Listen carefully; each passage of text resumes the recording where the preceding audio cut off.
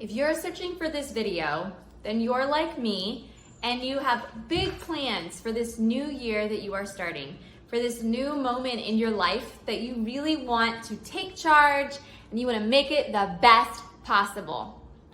Well, from experience, I can say creating a New Year's resolution isn't always the best thing.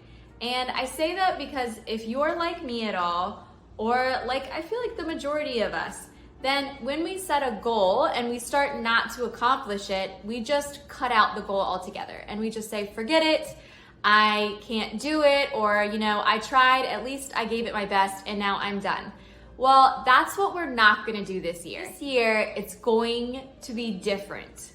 I'm gonna tell you about 5 different resolutions that I have for my life and how I'm actually going to do them and take charge of them and stop giving in to excuses. All I'm saying is that these are goals that I really feel like and have hope that with a little bit of time and a little bit of effort every day, we're actually gonna get better at these things. The first one is that in December, we all usually overspend in some area. Maybe it's not actually buying physical gifts, but maybe we're being able to spend more time with our families. So we're wanting to have nice dinners or go out more or do activities, which is great. I think that's the awesome thing about holidays is that if we save for it, it's great and we can have a lot of fun. And sometimes we don't save for everything and that's just the way it is. And that's coming back from a big trip to London. So we've planned for it, but at the same time, we spend a lot more than we normally would in December. So I thought I would do a no spend week. Now I'm starting with a week because I know most people start with a month, but to me, that is extremely overwhelming. So what I'm gonna do is, starting today, I'm going to plan my week so that I know exactly what I want for dinners.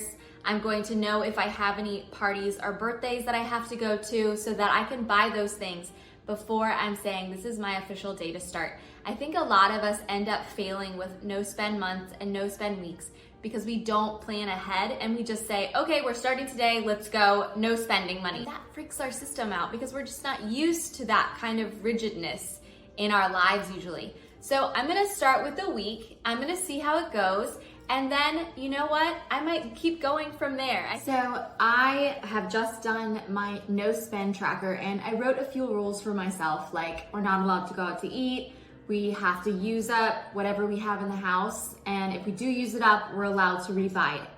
I also wrote down if there were any parties the week we're going and that we need to buy them a gift before the week begins.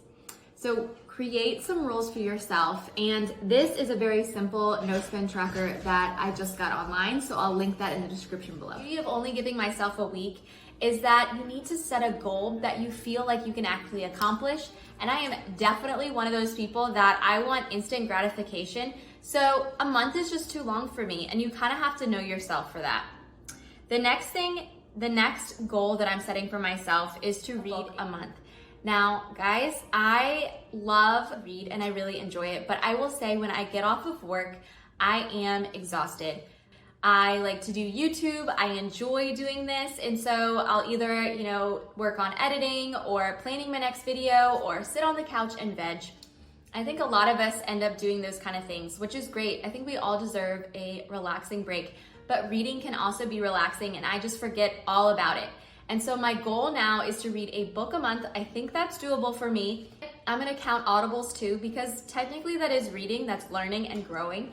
And so the first book that I have really started reading is The Power of Now. And so I will let you know at the end of this month, I'm going to finish it and move on to another book. I really enjoy reading nonfiction books just because I feel like when I'm done with it, I've really learned a lot. And there's great things about fiction. I love fiction and I might throw in a few here and there, but I love being able to walk away and be like, hey guys, look at this new thing I've learned, or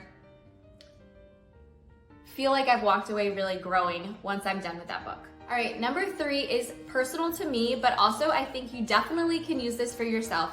And that is stop being so embarrassed and thinking like I can't do things like this YouTube channel. I think a lot of us can start comparing yourself to other people and just being like, well, I can't start this business because I wouldn't be as good as this person, or I can't start this YouTube channel because I don't really know how to film videos. I'm not the smartest person out there, so I definitely can't do it. But what I am going to continue to tell myself, and that's why I'm saying it here, and that's why I'm saying it to you, is that just keep trying. Stop getting so embarrassed and stopping yourself from really reaching goals. And the only way that I can really say this is from personal lived experiences. I am not great at making YouTube videos. I know I am trying my best and I am learning and I am reading books on how to get better at it, but it's something that I enjoy. And so yeah, sometimes my videos are kind of embarrassing and not the best thing ever. I'm gonna continue to put myself out there because I enjoy it. So find the thing that you enjoy. Stop letting yourself or other people tell you that you can't accomplish it. I also have been thinking about starting a little business myself, and I know the voice in my head, just like it did when I started this channel, is telling me, you know, I'm not good enough, or I see this person, they're way better, I'm never gonna get there. Stop saying those things to yourself. That is my resolution, and start saying, well, how can I? I'm not there yet, is what we like to tell our kids. I'm not there yet, but I can get there. All right, guys, and the last goal, because I didn't wanna make too much for myself, my last resolution for this year is to be more grateful.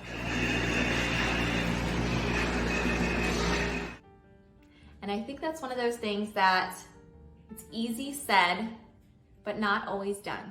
But looking around more often around my beautiful house that I have and just feeling grateful. Something that I started last year was creating a gratitude journal, and it did work for a month. I think the hard thing was that I said to myself, every day I'm gonna double what I wrote before, which for that month that I did it was great and really enjoyable. But after that I was like, well, I can't think of like 70 things right now.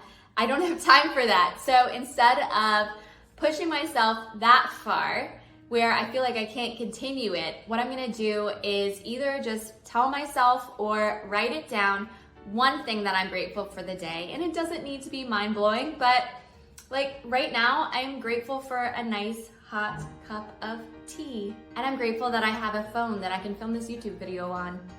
I may not have all the gadgets and gizmos, but when it comes down to it, sitting here out of the rain in the warmth, I am so grateful. And I know you can be too. So one grateful thing a day, I know you can do it. You need to remember that voice in your head that keeps telling you no. There's also a voice in your head that's telling you yes, and just listen to that little yes voice because you can do it. I hope I get to see you again soon. Hit that subscribe button and I will see you next week.